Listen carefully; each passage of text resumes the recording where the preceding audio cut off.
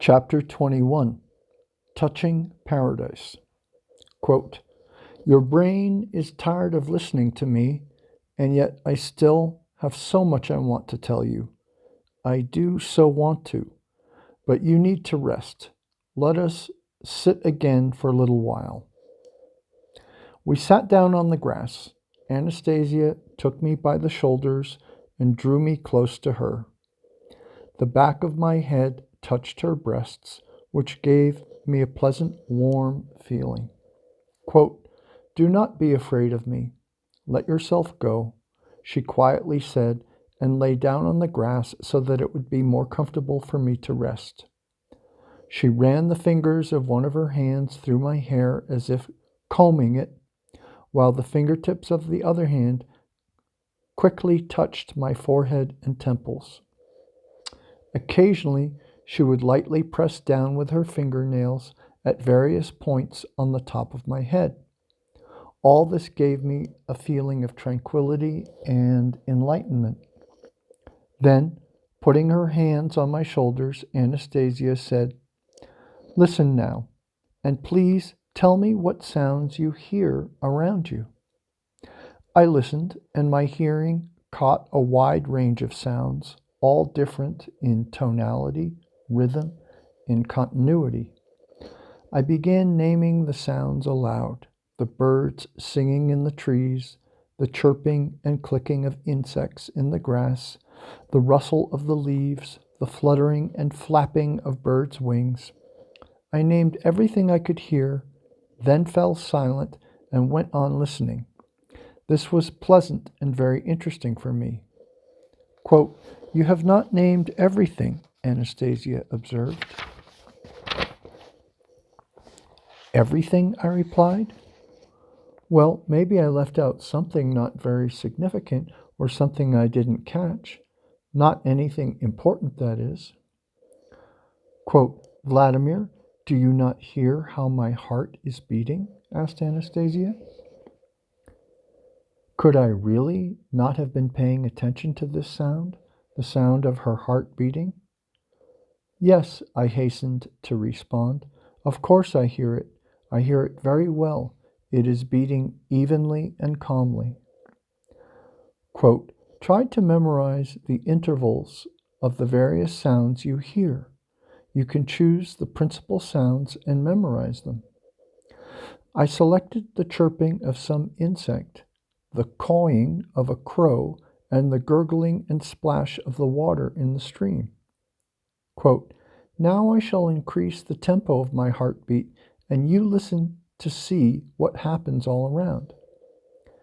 Anastasia's heartbeat increased in frequency, and right away the rhythm of the sounds I could hear around me joined with a heightened tonality.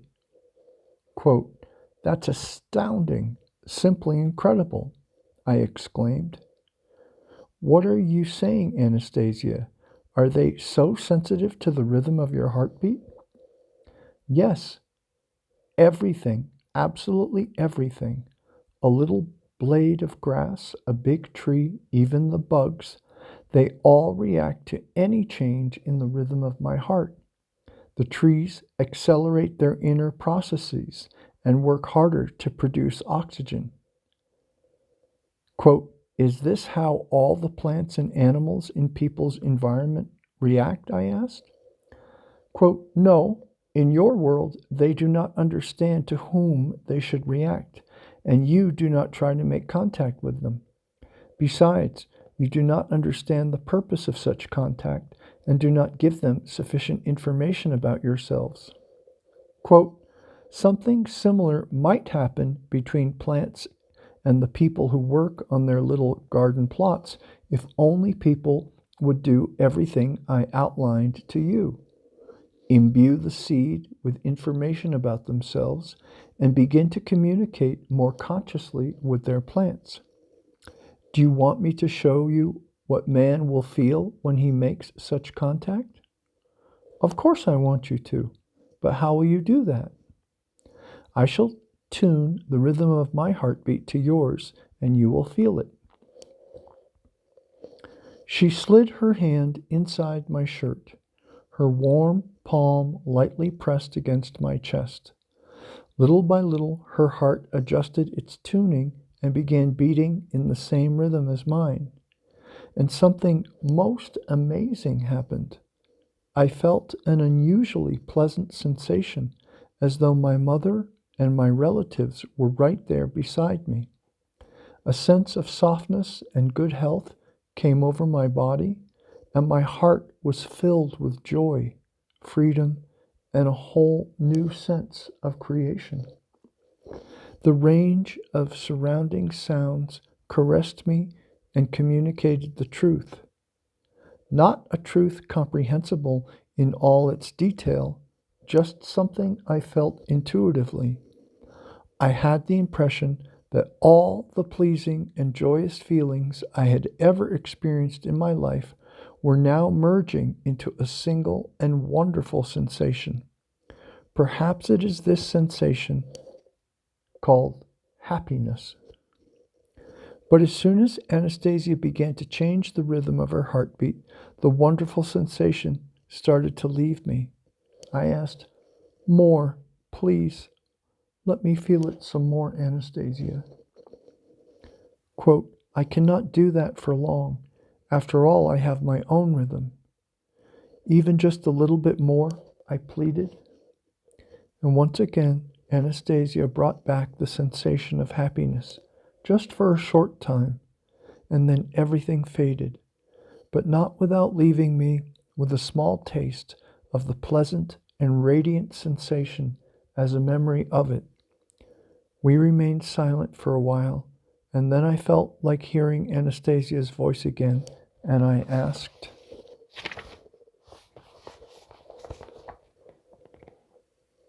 "Was it this good for the first people, Adam and Eve? You just lie around, enjoy life, and prosper, everything at hand? Only it can become boring if there's nothing to do?"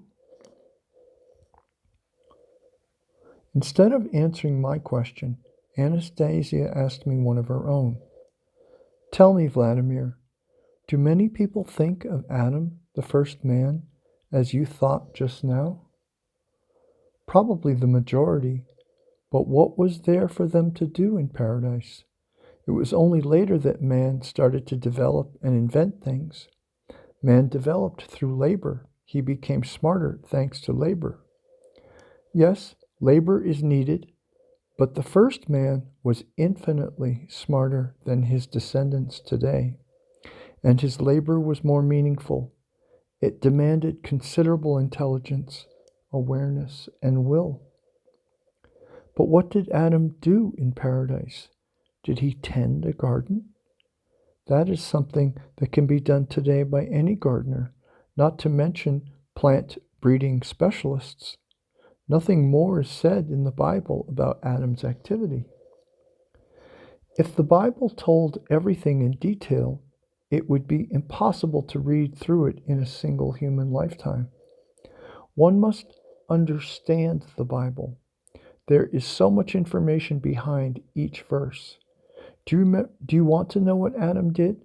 I shall tell you, but first remember that it is the Bible that tells us that God assigned Adam the task of giving names and specifying the purpose of every creature living on earth.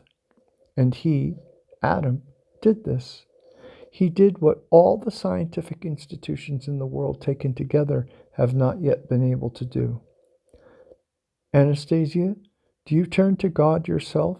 Do you ask Him for anything for yourself? Quote, "What more can I ask when so much has already been given to me? It is my task to thank Him and to help Him."